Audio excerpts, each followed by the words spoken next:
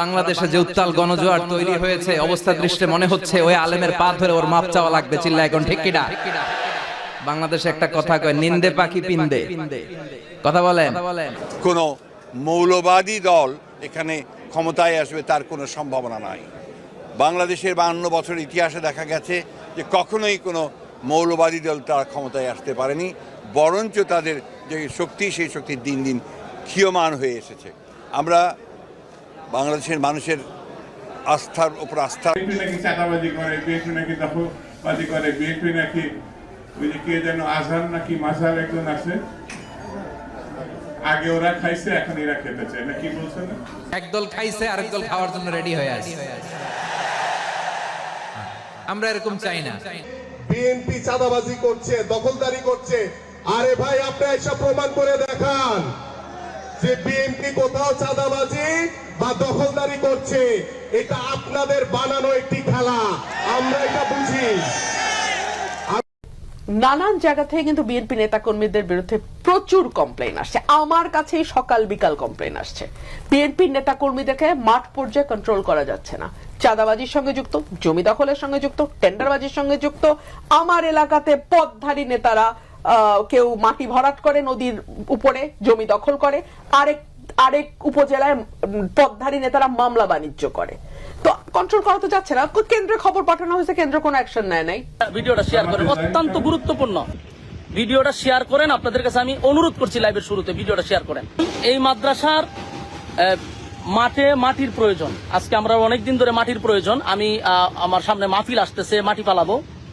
বিএনপির যারা আছেন, আমরা আপনাদেরকে মহব্বত করি। আপনারা নির্যাতিত একটা দল, আপনাদেরকে মহব্বত করি। আপনারা যে মাঝে মধ্যে বলেন যে কে চাঁদাবাজি করে, তো আপনাদের দলের লোকেরা যদি এইভাবে মাদ্রাসা মসজিদ থেকেও চাঁদাবাজি করে, এটা কি আপনাদের দলের জন্য কোনো কল্যাণ বয়ে আনবে? আমারে বলেন, এটা কি বিএনপির জন্য কোনো কল্যাণ হবে? মাদ্রাসা মসজিদ তো মানুষ মানার কথা। আমার মাদ্রাসাটা আমি যুদ্ধ করে মাদ্রাসা করছি, আজকে আমার মাদ্রাসা মাটি ফেলাবো? এখানকার চেয়ারম্যানে তার গুন্ডা বাহিনী দিয়ে আমার মাদ্রাসার মাটি আটকে দিব কেন? আমি বারবার অনুরোধ করছি আমার মাদ্রাসা এটা ছেড়ে দেন। এরপরে এরা বলতেছে এটা চেয়ারম্যানের নির্দেশ, মাটি ছাড়া হবে না। 2টা গাড়ি আমার সকাল থেকে আটকে রাখছে, আমি আমাদেরকে বেতন দিতে হবে না?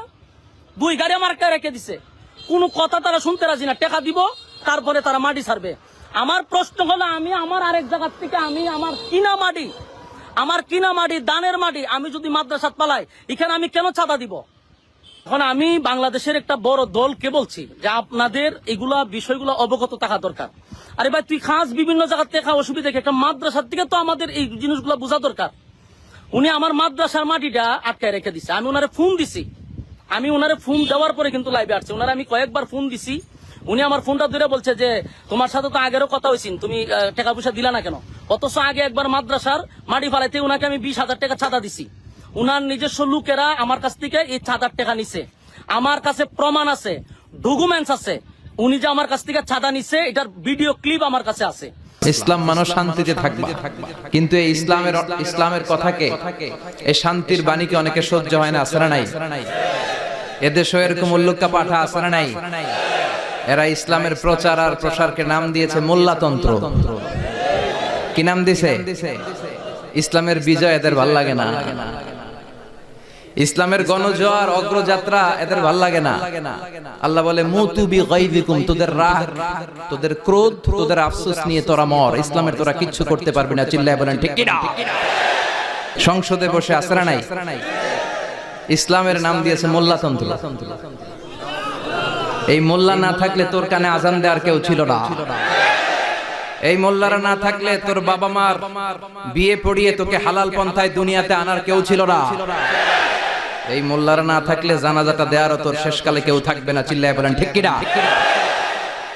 সে ইসলামপন্থীদের গালি দেয়, আহমদ শফির মতো এত বড় জগৎ বিখ্যাত মুহাদ্দিসকে গালি দেয়, কিন্তু বাংলার জমিনের তাওহীদ প্রিয় মুসলমান এদের কথায় কান দেয় না। এরা কাদের লেজে পাড়া দিয়ে ক্ষমতায় গিয়েছে সবার জানা আছে। চিল্লায় বলেন ঠিক কিনা? বাংলার জমিনের লোকজন তাহাজ্জুদ পড়ে দোয়া করে, আল্লাহ ঘরে ঘরে আহমদ শফি দাও, ঘরে ঘরে আল্লামা সাইদি দাও, ঘরে ঘরে মুফতি আমিনী দাও, ঘরে ঘরে দেশপ্রেমিক আল্লাহওয়ালা, নবীওয়ালা, কোরআনওয়ালা লোক দাও। চিল্লায় বলেন ঠিক কিনা?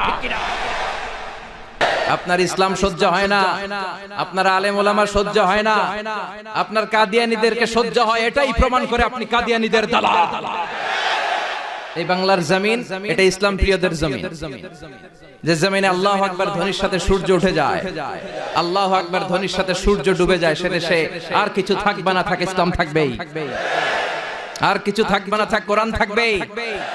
এদেরকে প্রশ্রয় দিলে এরা বলে মসজিদ বন্ধ করো, মাদ্রাসা বন্ধ করো, কয়দিন পরে বলবে আজান বন্ধ করো, এরপরে আবদার তুলবে দাড়ি রাখা বন্ধ করো, তারপরে বলবে মুসলমানদের নাম রাখা বন্ধ করে দাও। এজন্য এই আবদার শুনতে মুসলমানরা রাজি নয়, চিল্লায় বলেন ঠিক কিনা? এদেরকে প্রতিহত করতে রাজি আছে মুসলমান? কারা কারা রাজি? দুহাত উঁচু করে আল্লাহর দেখা।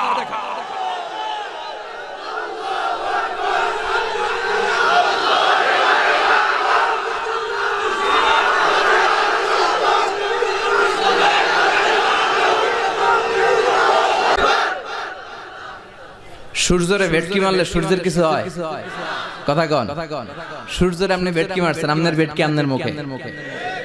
এজন্য ইসলামের আলোকে ওরা নিভিয়ে দিতে চায়। আল্লাহ বলে কিয়ামত পর্যন্ত ইসলামের বিজয়কে আমি আল্লাহ সমুন্নত রাখবো, চিল্লায় বলেন ঠিক কিনা?